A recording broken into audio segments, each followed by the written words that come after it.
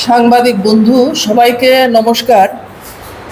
ত্রিপুরা কর্মচারী সমন্বয় committee SB রোডের আহ্বানে আজকের এই মধ্যাহ্নে আপনারা সকলে এসে উপস্থিত হয়েছেন, এই জন্য আপনাদের সংগঠনের পক্ষ থেকে অভিনন্দন। আপনাদের সঙ্গে কিছুদিন আগেই আমরা মিলিত হয়েছিলাম আরেকটি সাংবাদিক সম্মেলনে। সেই সম্মেলনে গত 26শে জুন সন্ধ্যায় আমাদের সর্বভারতীয় সভাপতি সুভাষ লাম্বার উপস্থিতিতে আমরা জানিয়েছিলাম যে আমাদের কর্মসূচি সম্পর্কে। ত্রিপুরা কর্মচারী সমন্বয় কমিটি এমন একটি সংগঠন 1968 সালে যার জন্ম এবং লড়াই সংগ্রামের মধ্য দিয়েই এ রাজ্যের শিক্ষক কর্মচারী তথা জনগণের দাবি দাওয়া নিয়ে লড়াই সংগ্রামের মধ্য দিয়েই তার চলা অবিরত চলছে।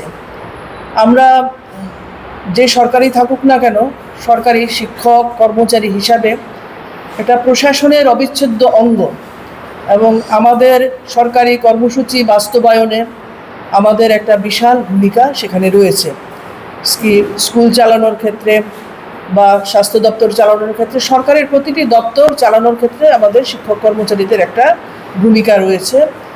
সরকার যারই হোক না কেন, যে রাজনৈতিক দলের সরকারই হোক না কেন, শিক্ষক কর্মচারীরা এই দায়িত্ব, এই কর্মসংস্কৃতি পালন করে আসছেন এবং যখন যে সরকার থাকে সেই সরকারের কাছেই আমাদের বক্তব্য আমরা পেশ করি। এটা আমাদের অভিজ্ঞতা। 1968 সাল থেকে এই কাজ আমরা করে আসছি। কখনো কংগ্রেস সরকার, কখনো বামফ্রন্ট সরকার, কখনো কংগ্রেস টিউজের জোট সরকার, এরপর বিজেপি জোট সরকার আমরা গত 2018 সাল থেকে আমরা দেখছি।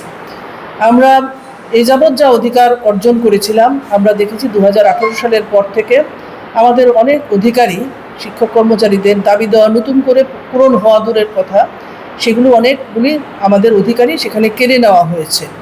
এবং আমরা 2018 পরের থেকে ওই রাজ্যের মধ্যে যারাই শিক্ষক কর্মচারীদের নিয়ে কথা বলছেন, এর মধ্যে ত্রিপুরা কর্মচারী সমন্বয় কমিটি এসবি রোড এবং তার সমস্ত অন্তর্ভুক্ত সংগঠনগুলো, তারাই এই দায়িত্ব পালন করছেন। আমরা প্রতিনিয়ত লড়াই সংগ্রামের মধ্যেই রয়েছি। আমরা 4 দফা দাবিতে গত 23শে মার্চ, এ বছরের কথা বলছি, বিগত বছরের কথাগুলো ছেড়ে দিলাম, 23শে মার্চ আমরা ঐতিহাসিক বিধানসভা অভিযান সংগঠিত করেছিলাম। অনিয়মিত কর্মচারীদের নিয়মিত করবার দাবিতে, শূন্য পদ পূরণের দাবিতে, বকেয়া দিয়ে দেওয়ার দাবিতে এবং যে নতুন করে যে শ্রম কোড এপ্রিল মাস থেকে চালু করবার যে নির্দেশিকা দিয়েছেন কেন্দ্রীয় সরকার রাজ্যে রাজ্যে, তাই 4 দফা দাবির বিরোধিতা করে আমরা এই বিধানসভা অভিযান আমরা সংগঠিত করেছিলাম মার্চ মাসে।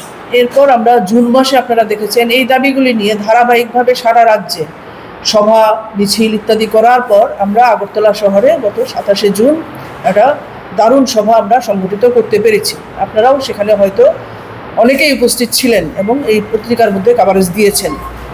আমরা এর মধ্যে দেখেছি যে শিক্ষকদের উপরও বিভিন্নভাবে, শিক্ষাক্ষেত্র বিভিন্নভাবে সেখানে আক্রমণ নামিয়ে আনা হচ্ছে। শিক্ষাকে যে জাতীয় শিক্ষানীতি তার প্রয়োগের মধ্য দিয়ে এবং রাজ্যের শিক্ষা ব্যবস্থাকে সম্প্রসারণের পরিবর্তে সেখানে স্কুলগুলিকে বন্ধ করে এবং শিক্ষক স্বল্পতার কারণে প্রচণ্ড অসুবিধার মধ্যে দিয়ে রাজ্যের শিক্ষা ব্যবস্থা সেখানে যাচ্ছে। এই জায়গায় নতুন করে যারা সিনিয়র শিক্ষক তাদের যে টেটটাকে বাধ্যতামূলক করা হয়েছে, যে আইন করা হয়েছে, তার বিরোধিতা করেও গত 5ই জুলাই এ রাজ্যের বুকে একটি মিছিল সংগঠিত হয়েছে। আমরা আগামী 19শে জুলাই, আজকের সাংবাদিক সম্মেলনের মূল আলোচ্য বিষয় হচ্ছে আগামী 19শে জুলাই আমরা একটা মহা মিছিল সংগঠিত করতে যাচ্ছি। শান্তিপূর্ণ গণতান্ত্রিক পদ্ধতিতে যেভাবে আমরা আমাদের দাবি দেওয়া পেশ করে থাকি, সমস্ত শিক্ষক কর্মচারীদের প্রতিনিধি হয়ে রাজপথে আমরা একটি মিছিল সংগঠিত করব। মিছিল শেষে আমরা একটা পথসভা সংগঠিত করব। এই বার্তা আপনাদের পত্রপত্রিকার মাধ্যমে আমরা আমাদের সাংগঠনিক স্তরে আমরা প্রচার করছি। এই বার্তা আপনাদের মাধ্যমে সমস্ত জায়গায় যাতে পৌঁছে যায় এবং এই মিছিলটাকে যাতে আমরা সফল করতে পারি। যেহেতু রাজ্যে গণতান্ত্রিক ব্যবস্থা প্রবর্তন আছে, গণতান্ত্রিক সরকার, সেহেতু সমস্ত মানুষের কথা বলারও সেখানে অধিকার রয়েছে, মিছিল করবার, মিটিং করবার অধিকার রয়েছে। সেই জন্যই আমরা 19শে জুলাই আমরা এই মিছিল সংগঠিত করব।